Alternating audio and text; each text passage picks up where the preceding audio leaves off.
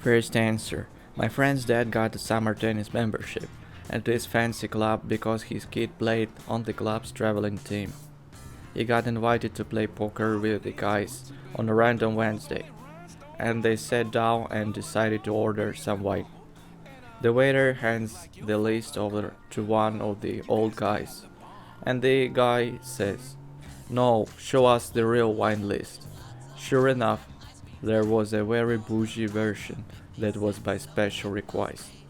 Ever since my friend told me that story, I have always wondered what special privileges exist for these people, if you know to ask.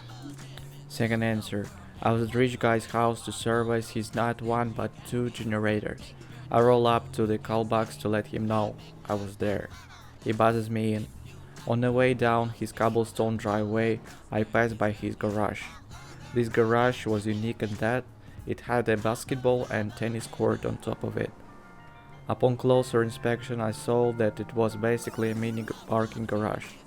The dude had 13 cars in it: a Chevy Suburban, Mini Cooper, Subaru Outback, and other grocery getters.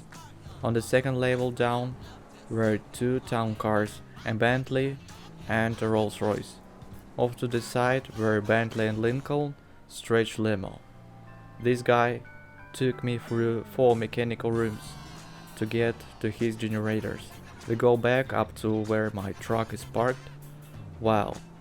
Wearing sandals and Rolling Stones t-shirt, he points to the right and says something I'll never forget.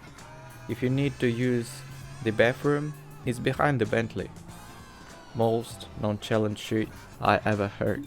Third answer. I worked at summer camp that had a lot of wealthy families' children attending. At the request of the parents, a helicopter pad was installed nearby so that they didn't have to drive the 2 hours to see their kids at the end of camp. I assume that this was paid for by one of the parents, but can't say for sure. Additionally, many of these parents would tip the camp counselors that looked after their kids for the summer. Well, never got anything. My kids were on scholarship.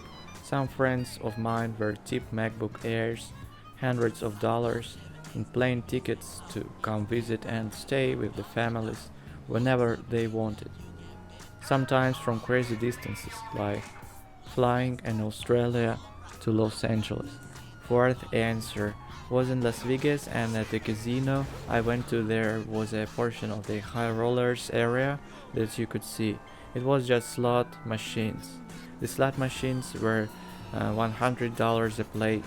I watched as an otherwise ordinary looking older lady play the slot the way my grandmother played the penny slots. In a few minutes I was watching, she dropped enough money to buy my truck, and I don't think she blinked.